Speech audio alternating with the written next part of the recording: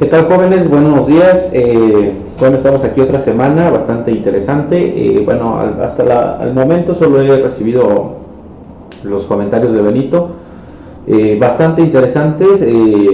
Creo que al menos se ha logrado. Hoy les mandé mensaje para consultar si las prácticas estaban bien, y esa precisamente era la duda de si estaban realizando la actividad o se les había dificultado. Creo que hemos logrado un buen trabajo, espero que sigan por ese camino, y voy a tratar de enfocar eso para que ustedes lo puedan aplicar en su vida real. Entonces, ahorita la materia está enfocada en que ustedes vean las formas de cómo ser un buen docente. Entonces,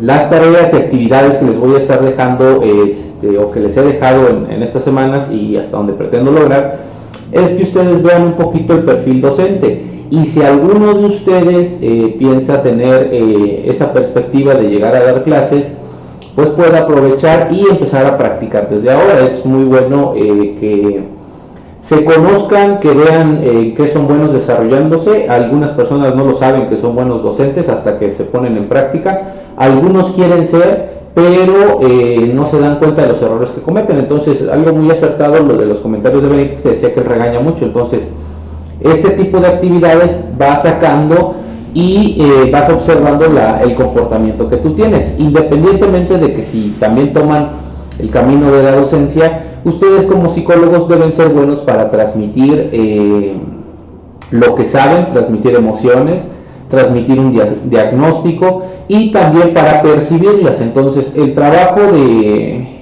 la materia, ustedes ya la vieron que es enseñanza-aprendizaje. Entonces, yo en la actividad anterior se trataba de que ustedes primero aprendan, vean cómo es que aprendieron y después lo quieran transmitir. Es una actividad muy diferente y muy poco valorada, porque a veces piensan los alumnos que un mal docente o un buen docente depende únicamente de su personalidad, y no, también depende de los alumnos que están interactuando, del ambiente escolar, de la materia que se está dando. Entonces, se involucran muchos factores, los cuales siempre deben ser considerados. Entonces, vamos a seguir por este camino. Espero que les sigan gustando las prácticas, espero que ustedes me sigan apoyando con esta idea que tengo yo para desarrollarlos, y que pues obviamente sea entretenido y de utilidad para ustedes. Bueno, vamos a ver cosas que tienen que ver con el docente, ¿sí? ¿Qué es ser docente? La idea central que subyace a tales definiciones, aparte de asumir que el nuevo maestro no puede reducir su quehacer a la estricta transmisión de información, incluso ni siquiera ser un simple facilitador del aprendizaje, sino que tiene que mediar el encuentro de sus estudiantes con el conocimiento en el sentido de guiar, orientar la actividad de los mismos.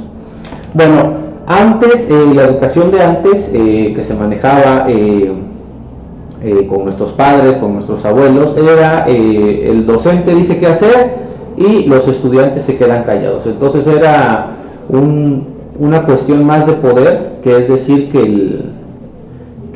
el docente decía qué se tenía que hacer y tenía todo el control sobre la clase. Posteriormente se manejaba el término facilitador, que hacía referencia a que el alumno es el único que tiene que aprender, que tiene que desarrollar, el único que es responsable, y el maestro lo único que hace es ponerle las herramientas de las cuales que se necesitan. Pero la educación ha estado cambiando. Ustedes como alumnos deberían de darse cuenta, porque ya estamos viviendo otros tiempos. Al menos yo he vivido este cambio que hemos tenido, este cambio generacional que es muy conocido como los millennials, donde la educación empieza a tomar más fuerza con lo que es el internet y pues el boom de toda esa tecnología en estos tiempos, donde es más fácil encontrar las tareas, es más fácil desarrollar las actividades, tenemos más herramientas. Antes era todo escribir a mano o utilizar la máquina de escribir. La única fuente de búsqueda de información eran los libros. Incluso los docentes no tenían esa facilidad de poder resolver dudas que ellos no tenían. Los cursos de capacitación estaban limitados a lo que hay por la Secretaría de Educación. Y ahora ya se tiene más herramientas, se tiene más documentos, se tiene más posibilidades de desarrollar la educación. Entonces, ya el foco en estos momentos ya es el alumno, es decir, que se enfoca todo a las competencias y lo que se quiere desarrollar en un alumno, cómo es que vemos nosotros como docentes a un alumno. El rol del docente. Podemos afirmar que tanto los significados adquiridos explícitamente durante su formación profesional como los usos prácticos que resultan de experiencias continuas en el aula sobre rasgos de los estudiantes orientados metodológicamente pautas de evaluación configuran los ejes de la práctica pedagógica de un profesor. Entonces, el profesor, un docente se hace a través de la experiencia. Ustedes lo han notado ahorita. Si ustedes notaron alguna dificultad que realizaron la actividad que les dejé de que tienen que aprender algo y luego la tienen que enseñar, resulta un término donde el docente ya no se vuelve una persona tan mala o una persona que tiene las cosas tan sencillas.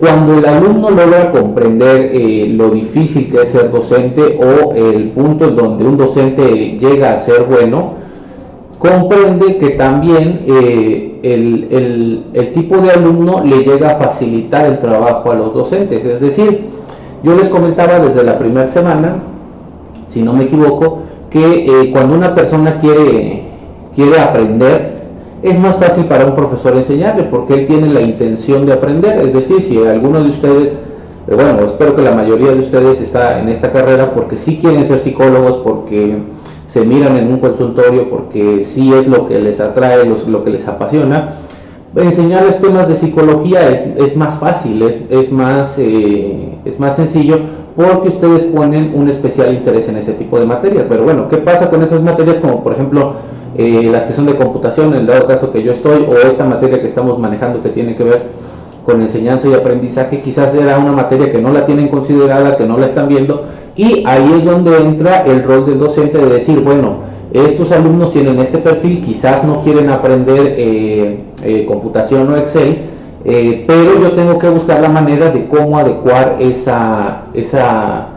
estos temas a algo que a ellos les interese. Entonces, un tema que tú se lo das a alguien que no quiere aprender o que no has logrado hacer clic para que se enganche con lo que tú le quieras enseñar, simplemente vas a perder mucho tiempo como docente tratándole de enseñar a alguien que no quiere, ¿no? Yo digo, muchas veces nos hemos topado con personas en la calle de que, oye amigo, te quiero ofrecer una nueva promoción, un cambio de vida, ya sea que nos ofrezcan un producto, ya sea que nos ofrezcan una nueva religión, ya sea que nos quieran ofrecer alguna conferencia, cualquier cosa que nos quieran ofrecer que nosotros no tenemos considerado en los planes, pues llega a ser incómodo. Entonces, el rol del docente no se limita a solo tener que dar la clase. Primero se tiene que convencer el docente de que les quiere enseñar y convencer al alumno de que debe de aprender. Entonces, hay muchos roles de los cuales tiene que cumplir el docente para que un tema pueda ser enseñado y pueda ser comprendido como se requiere. Es difícil llegar a un consenso acerca de cuáles son los conocimientos y habilidades que un buen profesor debe poseer. Bueno, aquí es en este punto donde ustedes se tienen que preguntar, o donde me tienen que contestar, qué es lo que tiene un buen profesor, pero no me respondan a partir de lo que ustedes creen. Contéstenme a partir de la experiencia que tuvieron en esta actividad donde ustedes tenían que enseñarle a alguien una actividad que ustedes habrían aprendido en la misma semana o en el mismo día o quizás en las mismas horas, pero ya va a cambiar la perspectiva que ustedes deben de tener de un buen profesor. Quizás se puedan imaginar, bueno, este profesor es bueno porque es buena onda, pero si ustedes fueran el profesor buena onda, en donde los alumnos se están entreteniendo, están divertidos, donde no los molestan porque les ponen buena calificación, donde no dejan muchas tareas, ya se preguntan como docentes, ¿estoy siendo un buen profesor? Y si alguno de ustedes ya tiene hijos o ha visto cómo sus hermanos o tíos están educando a niños pequeños, ya ustedes se pueden preguntar, ¿están siendo buenos padres? Porque a veces el hecho de consentir no es educar bien, a pesar de que los consideren a ustedes buenos profesores. Bueno, aquí hay uno de los puntos que ustedes tienen que considerar o que se consideran para un buen profesor. Primero, conocimiento teórico suficiente. Entonces, cuando ustedes van a una clase, creo que es más que obvio que ustedes identifican a un buen profesor a partir de los conocimientos que tienen. Es decir, aquel profesor que les puede contestar las dudas, aquel profesor que les sabe explicar un tema, aquel profesor que conoce bien qué va antes y qué va después de un tema, los temas que están relacionados, y es capaz de resolver las preguntas, pues desde ahí empezamos que es un buen profesor. Hace tiempo, no sé si ustedes la alcanzaron a mirar, el Chavo del 8, había una parte, una sección donde estaban en la escuela y el profesor Girafales le preguntaba a la Popis, ¿no?, qué es necesario o qué se necesita para educar a un perro, y la manera de chiste ella contestaba: saber más que el perro. Es algo, una burla, es algo muy gracioso que obviamente yo, si lo miro, me da mucha gracia, si lo vuelvo a ver, y hasta ahorita me causa una sonrisa, en donde ella dice que para enseñarle a un perro hay que saber más que el perro.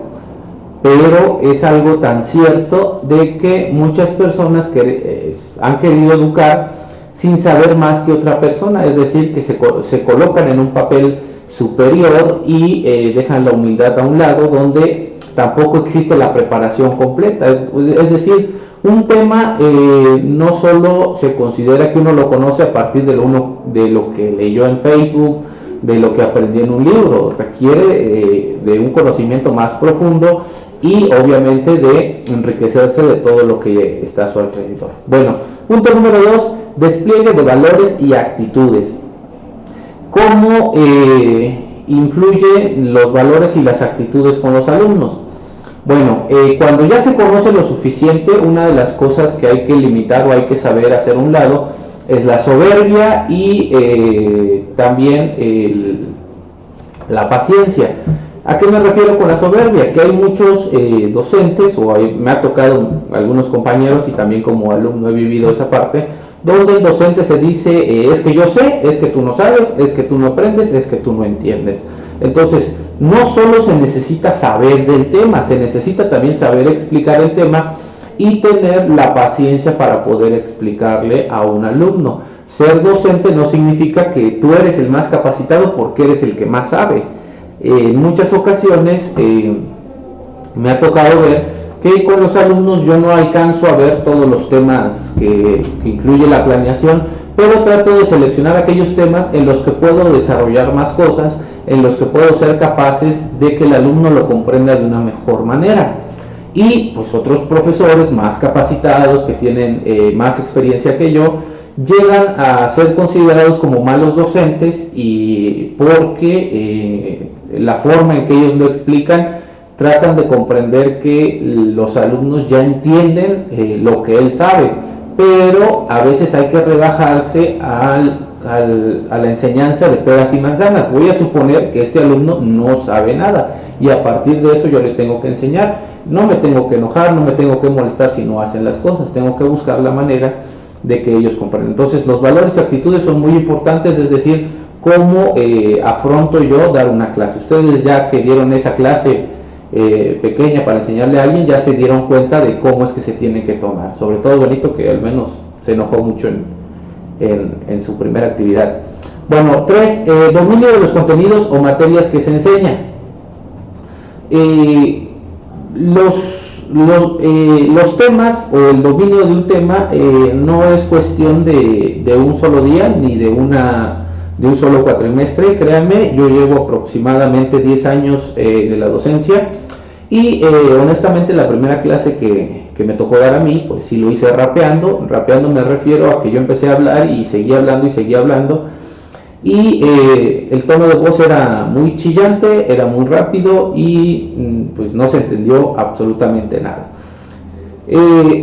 La experiencia te va diciendo cómo son los temas, cómo se deben de dominar. Hay temas que uno como docente tiene que volver a analizarlos, volver a preguntarse que si así es, explicarse a uno mismo, explicarle a otras personas, darle muchas vueltas hasta encontrar la forma adecuada. Entonces hay materias que pues, cuando es la primera vez que te los dan, vas agarrando las experiencias, porque quizás pensamos que los alumnos va a ser una muy buena idea y a la mera hora quizás los alumnos lo toman como algo aburrido, como algo tedioso, como algo que no les gusta. Es por eso que también les pregunté si estaban cómodos con lo que les estaba yo dejando, porque esta materia es la primera vez que la estoy dando, entonces estoy haciendo mi mejor esfuerzo para que ustedes logren comprender lo que es ser un docente. 4. Control de las estrategias de enseñanza que faciliten el aprendizaje. La primera semana casi nadie me envió la actividad que sugería el tema que ustedes me iban a enviar. Es decir, ya que tengo las diapositivas, generar una actividad de, bueno, ¿cómo voy a hacer para que el alumno que está entendiendo esta práctica? Por ejemplo, se me ocurre que, por ejemplo, el alumno que me mandó algo sobre Van Gogh, decir, bueno, actividad, mira este cuadro y expresa las emociones que te deja, obsérvalo durante 15 minutos y detalla los rasgos más importantes de esta pintura. Ah, ok.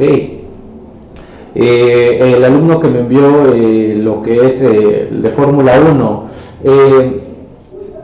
actividad, dibuja un auto de Fórmula 1 y busca en internet cuáles son las principales cualidades de los motores de Fórmula 1 a comparación de otros. Entonces, esa actividad genera un aprendizaje, genera una reacción sobre el alumno, en el sentido de que algo tienen que hacer para que se comprendan. El aprendizaje no se trata solo de que está el maestro, habla el maestro, el alumno escucha y gracias. ¿Se entendió? ¿Dudas? ¿No?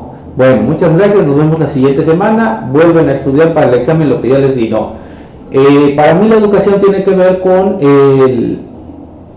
controlar las estrategias. Hay que conocer cómo se realiza un ensayo, cómo se hace un mapa mental, cuáles son las actividades que te van a llevar a comprender el tema, qué tareas son las indicadas, cuántos ejercicios son necesarios para que el alumno aprenda, en qué lo tengo que enfocar la actividad que voy a realizar, cómo se tiene que enviar la actividad, porque todo eso es lo que le va dejando al alumno volverse un profesional, es decir, dejar un aprendizaje significativo.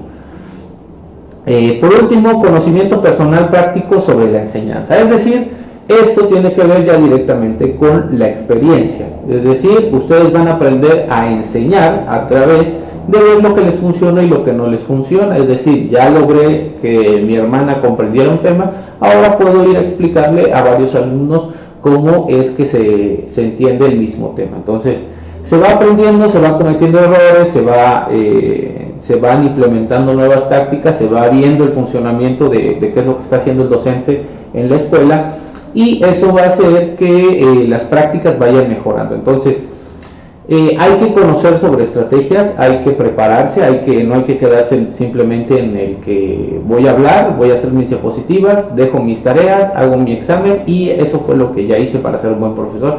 Recuerden, si alguno de ustedes se quiere dirigir a la parte de la docencia, tienen que tomar en cuenta estos 5 puntos, y no solo para aquellos que se vayan a dedicar a la docencia, sino que también podemos nosotros transmitir ciertos conocimientos a otras personas a través de eso. No sean tan egoístas y siempre que puedan enseñar algo a una nueva persona, sobre todo que están en el tema de psicología, es muy importante que den a conocer lo que ustedes saben, lo que ustedes entienden y ayudar a otras personas. Bueno, docente, ¿cómo ser un buen profesor? Conocer la materia que han de enseñar, conocer y cuestionar el pensamiento docente espontáneo, adquirir conocimientos sobre el aprendizaje de las ciencias, hacer una crítica fundamentada en la enseñanza habitual, saber preparar actividades, saber dirigir las actividades de los alumnos, saber evaluar y utilizar la investigación e innovación en el campo.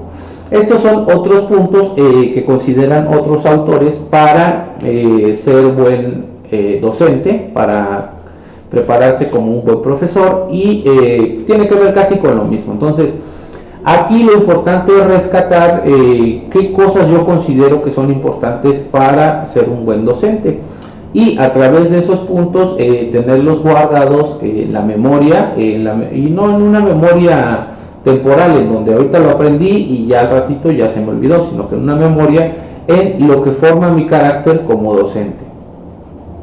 Ahora, la relación maestro-alumno. El lenguaje es crucial para interactuar con nosotros y para comprender y construir la realidad social que se vive en los distintos contextos de los que formamos parte.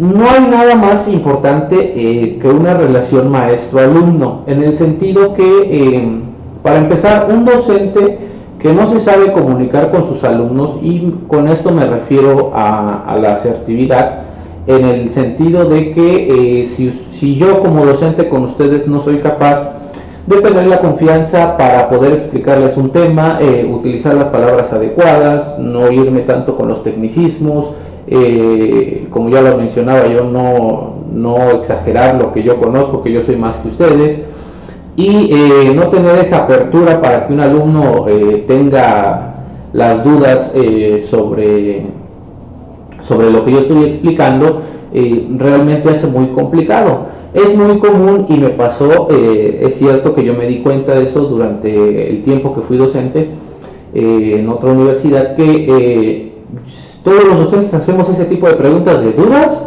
y nadie contesta porque nadie tiene la confianza, o porque quizás nadie comprendió bien el tema. Entonces, algo que ya he cambiado a preguntar a dudas, es mejor implementar una actividad para que yo confirme que lo que acabo de enseñar se entendió. Entonces, le dedico cierto tiempo a la clase y cierto tiempo a la actividad, porque no es lo mismo escuchar una conferencia a escuchar una clase y ponerla en práctica, ¿no? Yo les podría decir, ¿saben qué? La receta para preparar los huevos estrellados es esta, aquí se las doy en una lista, ustedes la memorizan, la aprenden, pero no es lo mismo a que yo los esté mirando en una cocina, cómo están preparando el huevo, observando cada uno de los detalles, si encienden, si le pusieron aceite, si ya le pusieron sal, si se les olvidó algo, si les salió algo mal. Entonces, como maestro nos tenemos que dar cuenta de todo ese tipo de detalles. Entonces, la relación entre el maestro y el alumno es importante. Primero del lado del maestro. Ahora, por parte del alumno, ustedes ya, se supone que para esta semana ustedes ya debieron experimentar la relación en los dos tipos, es decir, cómo yo me comporto como alumno cuando yo quiero aprender algo, cuando estoy aprendiendo algo, y cómo me comporto como maestro. En ambos casos, la comunicación es muy crucial, es decir, si yo estoy aprendiendo, si yo no comprendí algo, lo que quiero, lo que me interesa es preguntar, es salir de esa duda, no quedarme con la parte guardada de, ay, es que qué tal si me regañan, ¿no? Entonces, debe haber ahí el grado suficiente de confianza para que los alumnos puedan preguntarle a los docentes, y también los docentes deben ya tener la experiencia suficiente para poder comunicarse con sus alumnos de cómo se ha comprendido el tema y cómo se ha explicado. La flexibilidad pedagógica. ¿Qué es la flexibilidad pedagógica? Habilidad de saber interpretar los pensamientos, los sentimientos y los deseos interiores a través de las cosas, como la expresión y el lenguaje corporal. Sí, va un poquito relacionado con lo que yo les mencionaba en la anterior diapositiva, donde les preguntaba yo a los alumnos si tenían dudas. El silencio incómodo, el silencio o las miradas hacia un lado y hacia el otro que indican la duda de los alumnos de que no queremos preguntar para que ya no nos vuelva a decir o que nos regañe, para mí es muy evidente, porque yo me puedo dar cuenta cuando un alumno no entendió, y si no tengo el grado de confianza para acercarme a este alumno y darle la oportunidad de que aprenda de una mejor manera, dejo pasar esas oportunidades, en el sentido de no saber cómo voy a educar yo a mis alumnos. Se nota y se puede observar fácil cuáles son los alumnos que le están entendiendo, los que no me quieren poner atención, y el hecho de ignorar eso que yo me dé cuenta, me hace un mal docente. Tengo que dedicarle ese tiempo. Créanme que como docente a mí me ha tocado trabajar más horas extra de lo que yo debería, pero aquel alumno que lo necesite, créanme que yo le doy esa confianza. Digo, cuestiones de Excel, cuestiones de computación, muchos alumnos me buscan fuera de clase, tienen esa confianza para preguntarme más cosas de lo que ya les enseñé, porque les ha gustado, porque tienen dudas, porque quieren aprender. Entonces, ese tipo de flexibilidad hace que las personas vayan comprendiendo. Ustedes ya deben de darse cuenta cómo reaccionan las personas a las que ustedes les están enseñando. Yo creo que si empiezan a regañar mucho, las personas se van a acercar poco a ustedes, o por otra parte, si no tienen paciencia, la persona que está aprendiendo con ustedes no va a volver a querer preguntarles nada, aunque sepan que ustedes tienen la respuesta y que ustedes saben del tema, no les van a querer preguntar si no son pacientes, si no saben explicarlo con palabras, si le dan mucha vuelta al tema se van a dar cuenta, si dicen mucho y hacen poco, si pasan primero de la actividad sin tener una base teórica tampoco se comprende mucho. Entonces la flexibilidad es esa capacidad que tiene uno para adaptarse a las situaciones de cada alumno. No todos los grupos son iguales, no todos los alumnos son iguales, y eso se debe comprender como docente para que a cada uno se le pueda dedicar la atención necesaria y la forma para enseñarles. Las percepciones de los estudiantes respecto a su propio aprendizaje. Por otro lado, es necesario entender que las percepciones de los estudiantes llegan a determinar la forma en la que ellos afrontan el proceso de enseñanza-aprendizaje. Como un alumno entiende a su profesor, es la forma en la que ellos entienden su aprendizaje. Pero hay que comprender que para comprender al docente, primero se tiene que comprender el alumno cómo aprende mejor o cuál es su mejor manera de aprender. Es decir, si yo entiendo, porque ya les hice esta pregunta la primera semana, que lo mejor para mí es aprender leyendo, bueno, entonces tengo que hacer lo posible para que mi aprendizaje sea a través de la lectura. Si el profesor no me ha dado una antología, si no me ha dado una guía, yo tengo que buscar los recursos donde yo pueda leer para que aquello que no comprenda yo bien con el docente lo pueda yo reforzar y aprender mejor. Si el docente no está cumpliendo con estas expectativas y es un poquito más exigente o es una metodología que nunca he visto, yo como estudiante tengo que hacer el mejor esfuerzo para comprender qué es lo que yo puedo hacer. Y aparte, como alumno, yo también puedo exigirle al docente de cierta manera cómo es que me gusta aprender más, sugerir ciertas cosas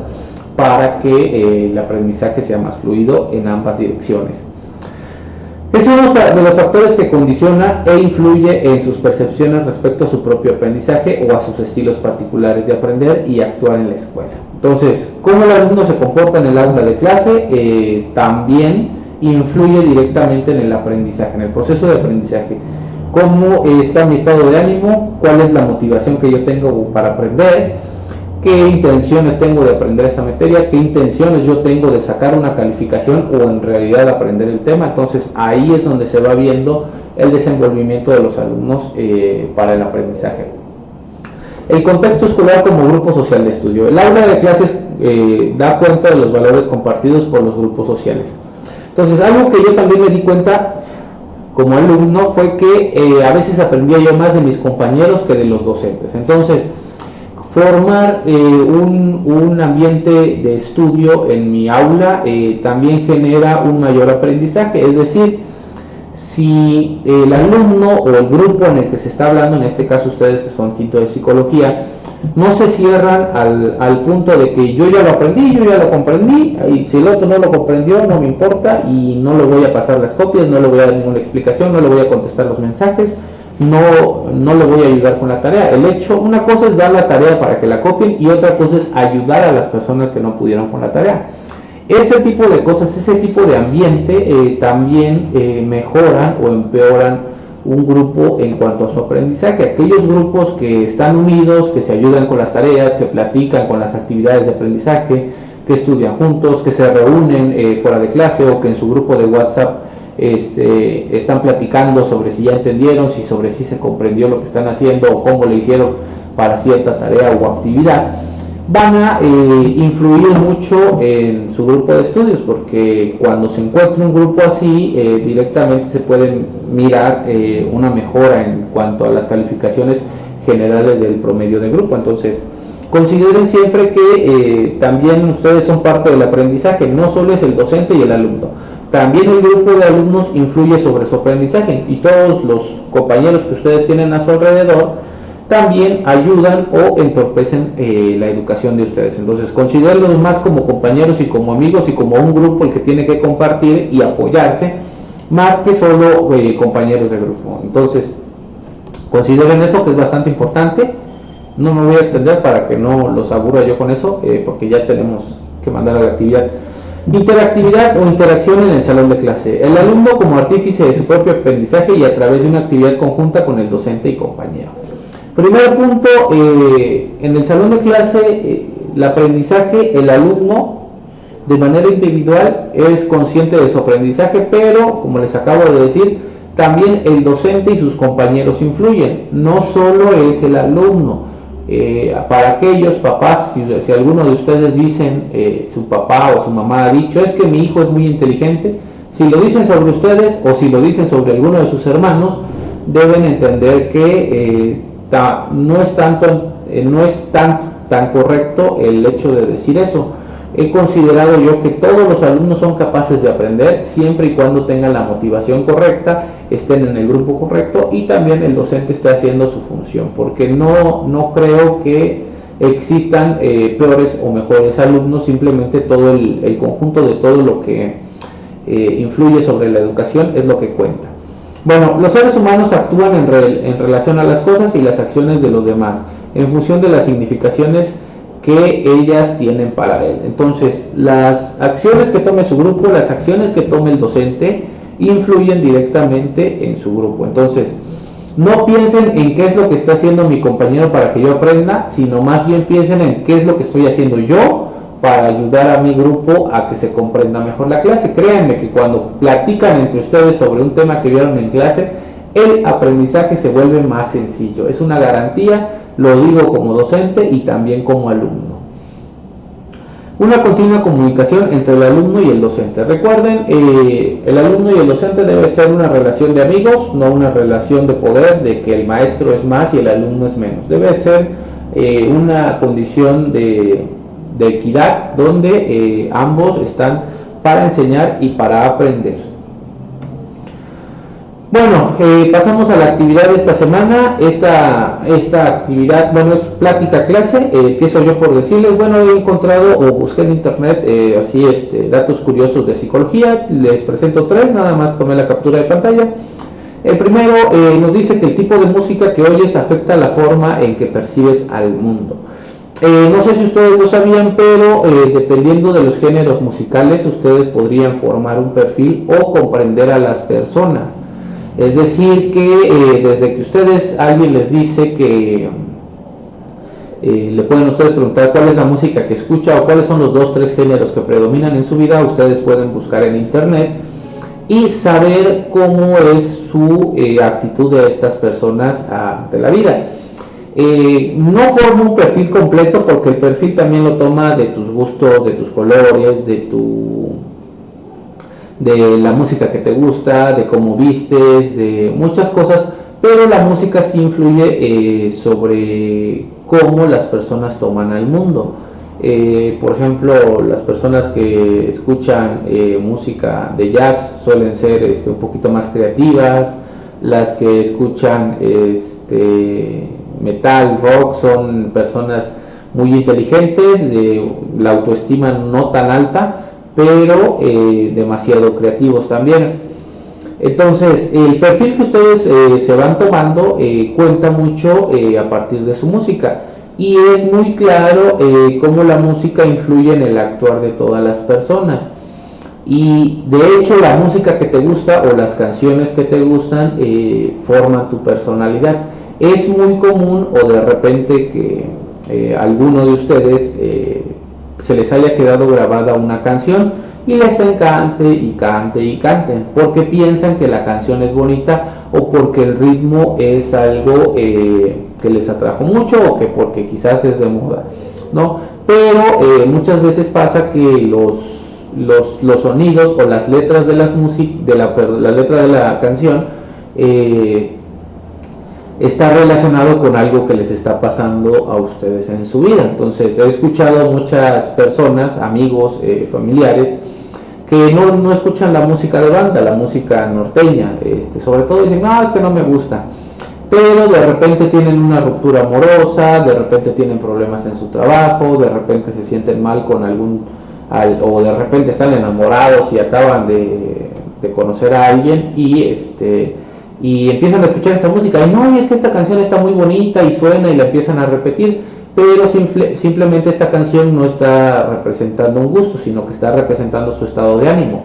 Y en muchas fiestas personas se ponen a gritar canciones que hablan de despecho, porque está adecuada a lo que están sintiendo en este momento. Incluso por cuestiones también de asesinos seriales o de psicópatas, también se han hecho estudios donde cierto tipo de canciones que escuchan y que les gusta tienen el sentido de formar un perfil psicópata. Es decir, que dependiendo del tipo de canción o la canción que te gusta, tú podrías estar formado con un perfil de psicópata. Y ahí es donde se va formando. Ustedes pueden comprender mucho a una persona a través de los gustos que tienen. Bueno, aquí tienen otros dos ejemplos, como ser ignorado ser ignorado causa la misma reacción emocional que una herida. Es decir, si alguien no te hace caso, sientes lo mismo que te hubieran tirado una piedra a tu cuerpo. La última persona en la que piensas antes de dormir es la fuente de tu felicidad o de tu dolor. Por si piensan que aquella persona que los dejó es el amor de su vida, puede ser lo contrario, porque pues puede ser lo que está ocasionando su dolor. Entonces recuerden quién es la última persona en la que se han acostado, con la última persona que piensan antes de acostarse. Ok, bueno, acabo de realizar ahorita como una plática clase. ¿Qué se refiere a eso? La siguiente actividad corresponde a igual tomar el rol de docente. ¿Qué quiere decir? Que otra vez ustedes van a enseñarle a alguien sobre un tema. Esta vez el tema tiene que ser de índole psicológica, es decir, que tiene que ver con su carrera. Van a escoger ustedes un tema, van a escoger ustedes un dato curioso que ustedes gusten y lo van a desarrollar para enseñárselo a alguien, pero lo van a hacer como dice aquí, plática clase, es decir, no van a llegar a decirle a su papá o a su mamá, a su hermano o hermana, a su novio o novia o a su amigo en general, no van a llegar con la intención de decirle, oye, ¿sabes qué? Te voy a enseñar esto, sino que tienen que llegar a platicarle lo que acaban ustedes de aprender o lo que acaban de desarrollar como una clase. Entonces, por ejemplo, si van a empezar con su papá o mamá, mamá, mira, estaba yo leyendo que la depresión afecta a muchas personas y que es un síntoma que muchas personas lo generan a través de la falta de dopamina, que la dopamina es una sustancia que produce el cuerpo y que es necesaria para ser feliz. Entonces, a partir de ahí ustedes van a tratar de desarrollar el tema no como una clase, sino como una plática. Es decir, sí lo van a desarrollar para que alguien aprenda algo nuevo, pero no tiene que ver como una clase, en donde lo van a poner ustedes sentados y ustedes van a estar en un pizarrón, o ustedes tienen que estar parados y el otro sentado, o tú te quedas callado y yo hablo. No, tiene que ser como una plática fluida. Obviamente ustedes tienen que desarrollar un tema que tenga que ver con la psicología. Pueden hablar de Sigmund Freud, pueden hablar de la depresión, pueden hablar de los estados de ánimo, pueden hablar de los la bipolaridad, pueden ustedes hablar de las sensaciones y percepciones sobre el mundo. No sé, ustedes conocen más de psicología, al menos han tenido más actividad, pueden invocarlo sobre la misma educación, pueden el comportamiento, pueden enfocarlo sobre la parte sexual, lo que ustedes quieran. Buscan un tema, le investigan un poco, sacan los datos curiosos, buscan la forma de expresarle a esa persona un tema que a ustedes les gusta de psicología. Tiene que ser un tema que a ustedes les guste, tiene que ser interesante, tienen que buscar datos curiosos para enseñarle, tienen que darles testimonios, es decir, no, mira, y pasó que en el Estado de México 4 personas al día se suicidan por cuestiones estudiantiles, o ¿sabías tú que el comportamiento de los padres hacia los hijos ha cambiado debido a la flexibilidad de la sociedad? No sé, ustedes van a buscar un tema que le tienen que explicar a ellos, no como una clase, y no se tienen que enterar que ustedes están haciendo esto como tarea, sino que simplemente es el gusto de que ustedes quieren expresar algo que les guste a ustedes con referidos a su carrera. Entonces, ¿qué vamos a lograr con esto? Primero van a experimentar otra vez la parte del docente, lo que tiene que preparar, cómo se prepara una clase, qué es lo que tengo que decir, cómo es lo que lo tengo que decir, cuál es la actividad que yo voy a generar o cómo es que tengo que dar la clase. Entonces, ustedes ya les dije más o menos qué es lo que tiene que tener un docente o el perfil de un buen docente. Ahora ustedes lo van a hacer a manera de plática, a manera de una clase plática, donde la otra persona no va a saber que ustedes les están enseñando, sino que lo está considerando como una plática y un aprendizaje nuevo. Tienen que buscar las herramientas, tienen que buscar la manera para realizar esta actividad. Tiene que ser, les repito de nuevo, con el tema de psicología, un tema que ustedes dominen, un tema que a ustedes les gusten. Puede ser cualquiera de estas opciones que les di, o su papá o a su mamá, a alguno de sus hermanos, a su pareja, o algún amigo que conozcan. Obviamente no tiene que ser entre ustedes, entre compañeros de clase, porque perdería el chiste, porque pues uno ya sabría de lo que le están hablando. Pero cualquier otra persona que no conozcan, ahí es donde tienen que entrar ustedes como docentes y desarrollar esta actividad, donde ustedes expongan algún tema que tiene que ver con la psicología, el tema que ustedes gusten. La plática puede ser de 10 o 15 minutos, o lo que ustedes consideren, pero el chiste es que ustedes expresen este conocimiento. Y todo esto me lo van a expresar a través de un ensayo, todo lo aplicado y lo visto, redactarlo en un ensayo. Entonces, me imagino que ya han realizado muchos ensayos, han realizado muchas actividades sobre ensayos. Acabo de realizar un ensayo yo de acuerdo ahorita al tema que hemos visto ahorita, justo antes de terminar las diapositivas yo redacté este ensayo. Y bueno, les explico. Un ensayo tiene tres partes principales, que es obvias, que es la introducción o el inicio, el desarrollo, y siempre tiene que haber una conclusión. También tiene que haber un tema, es decir, que ustedes tienen que enfocar y ponerle un título a su ensayo. No tiene que ser de acuerdo al tema, sino cómo ustedes percibieron lo que van a redactar. Y la flexibilidad, también muchas veces se utiliza la fuente, es decir, las referencias de donde lo utilizaron. En este caso yo hablé sobre la flexibilidad docente y la pongo la referencia aquí, en qué página está, donde saqué este tema. Bueno, mi tema es ¿por qué docente? ¿Sí? Entonces, este es el ensayo que yo redacté. Ustedes pueden verlo a manera de ejemplo. Ya no seguiré hablando. Si ustedes quieren pueden pausar el video y ver lo que yo redacté en este ensayo. Muchas gracias, espero que disfruten esta actividad, que puedan enseñarlo y que puedan darse cuenta si serán buenos maestros o son buenos maestros. Debe ser más fácil porque ustedes estudian para psicólogos y un tema de psicología debería ser fácil expresarlo a otras personas. Muchas gracias, hasta pronto.